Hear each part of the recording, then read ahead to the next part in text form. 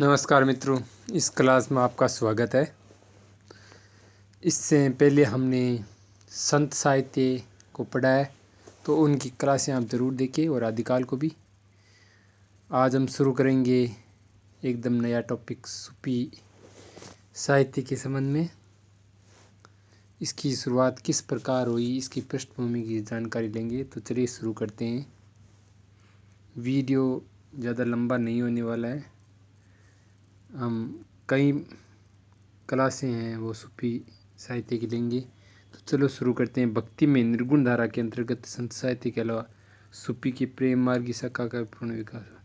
तो ये क्या कन्फ्यूज होते हैं कि सूफी निर्गुण है या सगुण शाखा में आते हैं। तो ये निर्गुण में आते हैं, इसलिए मैंने ये पॉइंट दिया। या देखो, सूफियों का जो स्थान है, जन्म स्थान है या शुरुआती स्थान, वो ईरान है। ईरान में वास्तविक सूफी काव्य का प्रारंभ 11वीं शताब्दी से होता है।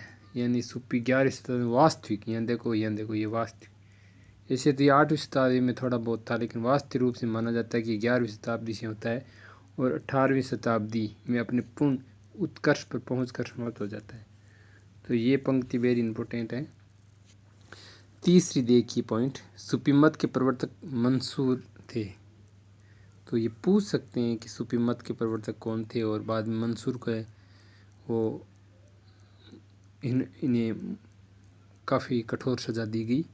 इन्होंने अनलहक, यानी इसका मतलब है मैं ईश्वर हूँ या मैं सच्चाई हूँ, कहा था। इसका इन्हें सूली पर चढ़ा दिया गया, इन्हें मार दिया गया।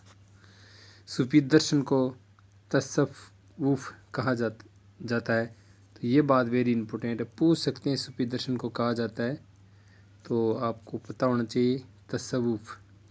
भारत में सूफी मत का प्रचार 12वीं शताब्दी में मोइनुद्दीन चिश्ती के समय से माना जाता है।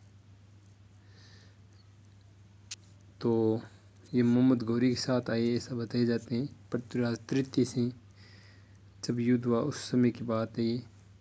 तो पूछ सकते हैं भारत में सूफी मत का जो प्रचार प्रसार है वो मोइनुद्दीन चिश्ती के समय हुआ था।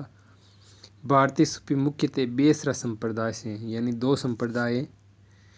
तो ये पूछ सकते हैं कि सूफी भारत में सूफी मुख्यतः कौन सा संप्रदाय है, तो बेसरा। अगर बड़े ऑप्शन बना कर दे तो यहाँ क्या बेसरा की जगह वो पलट कर दूसरा दे देंगे और इस तरह प्रश्न बना देंगे। तो आपको याद होना चाहिए भारतीय सूफी मुख्यतः बेसरा संप्रदाय से। 7वां पॉइंट देखो, सूफी काव्य मुसलमान कवि द्वारा ही प्राय लिखे गए। तो सूफी काव्य वो मुसलमान कवियों द्वारा ही लिखे गए हैं। केवल एक हिंदू कवि पंजाबी सूरदास हुए हैं, सूरदास पंजाबी हैं, जिन्होंने नल दमयंती शिष्य सूफी काव्य लिखा। ये बात शुक्ल जी ने कही थी। तो प्यारे मित्रों, ये क्लास हमारी छोटी बहुत है लेकिन इम्पोर्टेंट है।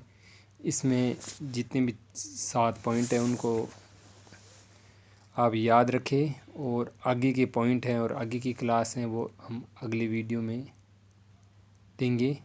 हम छोटी छोटी वीडियो बना रहे हैं ताकि आप इन तथ्यों को ज़्यादा बेहतर, ज़्यादा सही तरीके से याद रख सके। तो हमारी अगली क्लास का आप इंतज़ार कीजिए, और सूफी काव्य की पृष्ठभूमि के रूप में हम अगला वीडियो भी बनाने जा रहे हैं। तो ये पॉइंट आप ध्यान रखें। इसके बाद हमें जो सूफी कवि हैं और उनका साहित्य उसके सामने पढ़ने वाले हैं। तो मैं अपनी क्लास को यहीं विराम देने जा रहा हूँ। आप चैनल को सब्सक्राइब कर लीजिए ताकि आपको नोटिफिकेशन मिले। धन्यवाद साथियों।